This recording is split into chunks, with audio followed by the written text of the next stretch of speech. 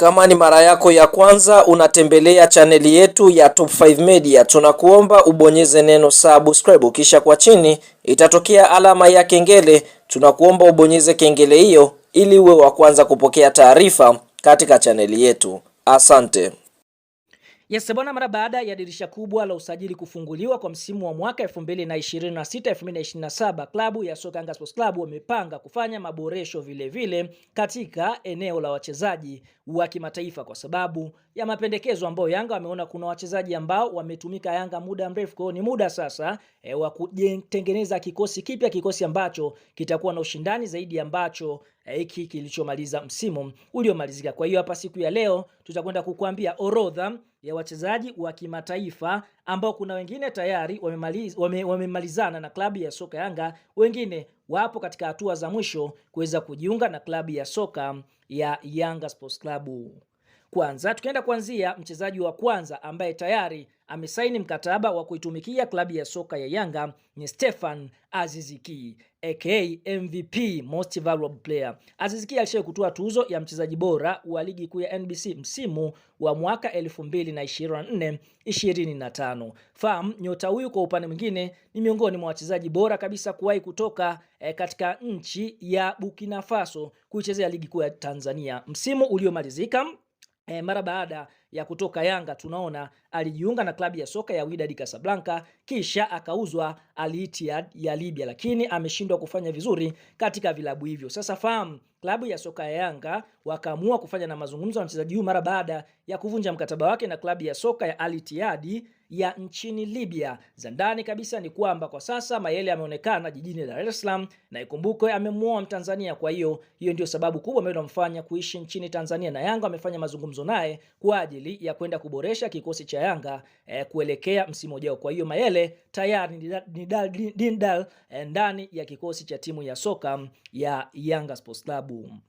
Nyota wa pili ambaye klabu ya soka ya Yanga Sports Club wameweza kufanya mazungumzo naye ni Mohamed Bangoura. Mohamed Bangoura ni mchezaji kutokea katika nchi ya Guinea, ambapo mchezaji huyu tunaona msimu uliomalizika alikuwa akicheza katika klabu ya soka ya MC Alger ya nchini Algeria na kuweza kuisaidia klabu hiyo kuweza kupata ubingwa wa ligi kuu ya nchini Algeria.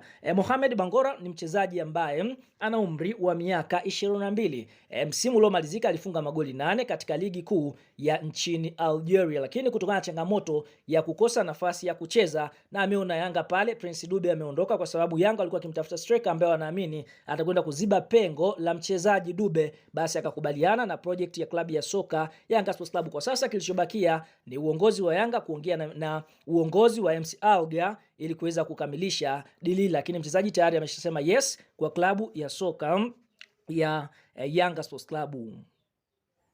Nyota wa tatu ni Guillermo Marin. Marin ni mchezaji kutokea katika taifa la Venezuela. Yanga Sports Club si mara ya kwanza kutoka nje ya mipaka ya Afrika kusajili wachezaji. Kumbuka walishakuwa na wachezaji kutoka Brazil, wakina Jaja, wakina Coutinho. Kwa sasa wameenda Venezuela kufanya mazungumzo na Guillermo Marin, mchezaji ambaye alikuwa akicheza klabu ya Zontogui inayoshiriki ligi daraja la 3 pale nchini Venezuela. Fahamu forward huyu, mchezaji huyu ni forward, anacheza namba 9 akiwa na umri wa miaka 25. Tunaona ndiye captain wa klabu ya Anzotogui ambayo inashiriki ligi daraja la 3 pale nchini Venezuela. Yanga wamevutiwa na uwezo wake na kiwango bora ambacho ameweza kukionyesha akiwa na klabu ya Zantogui. Kwa hiyo kwa mujibu wa taarifa, dili hili limefikia asilimia kama 60 kukamilika, kwa sababu nyota une pia ameweza kuomba uongozi wa Zantogui kwamba anataka kubadilisha mazingira kutoka nje ya mipaka ya bara